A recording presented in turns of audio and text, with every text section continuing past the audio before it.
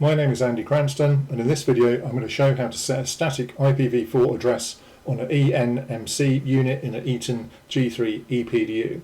I'm going to do this by using a serial connection to the ePDU from a Linux workstation. Let's get started.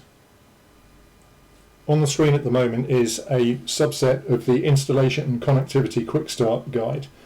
These are the instructions which we'll follow in the video. From this Linux workstation, I'm connected to the ePDU with a serial connection. I'm using a USB to serial adapter plugged into the Linux workstation, and that appears as the device file /dev/tty USB 0.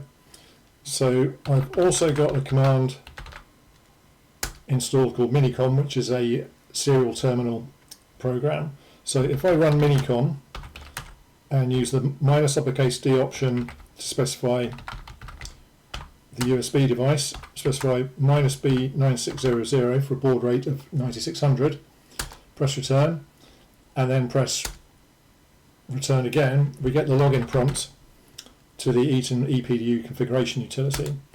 I'll log in as the user admin, and I'm going to run the command get system network DHCP, and this is returning a value of 1, which means that DHCP is enabled for IP version 4.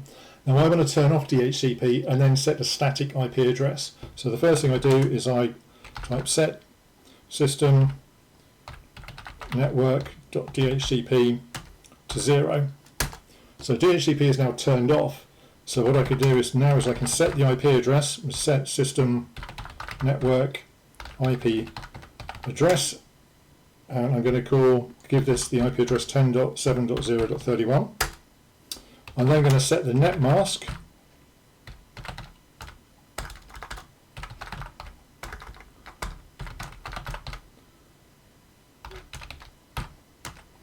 to be 255.255.0.0 because I've got a Class B network running. And finally I'm going to set the default IPv4 gateway for this network segment. So it's IP gateway, and the gateway is at 10.7.0.6.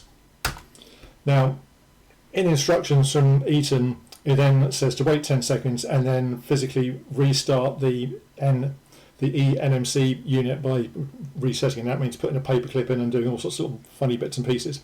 But we don't need to do that. There's a way to do it in software. If I do set system restart 1 and press return, then if I just keep pressing return, you'll see that the serial connection locks up. There we go, it's locked up at that point.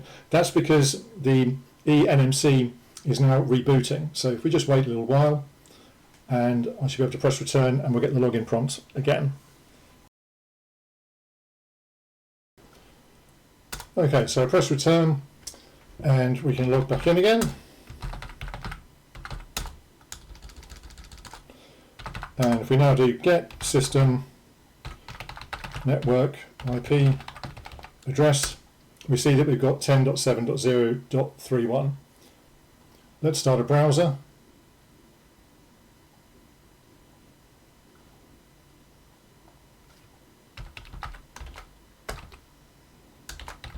.7.0.31,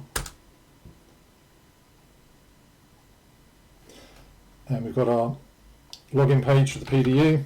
Put in admin, put in the password, and now we can start the configuration of the PDU. That's the ePDU set with a static IP address. Thank you for watching. This is me, Andy Cranston, signing off. If you'd like to get in touch with any questions, my email address is on the screen now.